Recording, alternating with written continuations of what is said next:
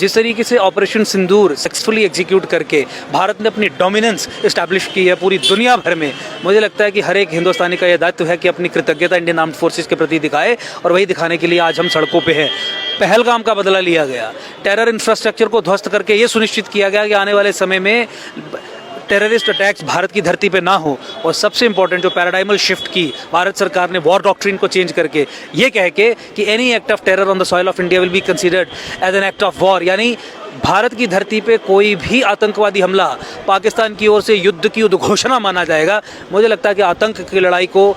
Logical conclusion तक ले जाने के लिए बहुत बड़ी उपलब्धि है। इंडियन आर्म्ड फोर्सेस ने ऑपरेशन सिंदूर के कुछ टारगेट्स सेट किए गए थे, कुछ ऑब्जेक्टिव सेट किए थे, और वो पहले ही दिन भारतीय जो आर्म्ड फोर्सेस हैं उन्होंने ऑपरेशन सिंदूर को सक्सेसफुली एग्जीक्यूट करके उसे अचीव कर लिया था। पाकिस्तान की तरफ से जो एक मिसएडवेंचर हुआ, थोड़ी सी एस्केलेशन हुई, उसके बाद जिस तरीके से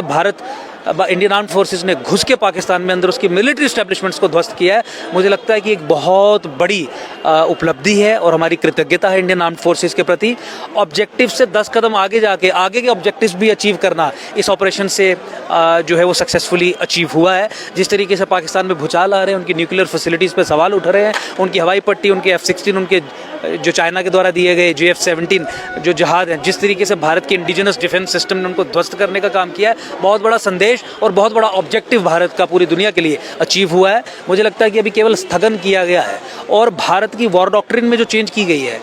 act of terror will be N act of war, मुझे लगता है कि पाकिस्तान को डिसाइसिवली डिफीट करने में आने वाले समय में और आतंक को जड़ से खत्म करने में बहुत इंपॉर्टेंट भूमिका निभाने वाली चीज़ है। They'll be neutralized and they'll be killed very soon by the Indian Armed Forces. I do not have even a shred of doubt in my mind that their days are numbered. They'll be killed very soon. They'll be taken to task very, very soon. We have full faith in our Indian Armed Forces.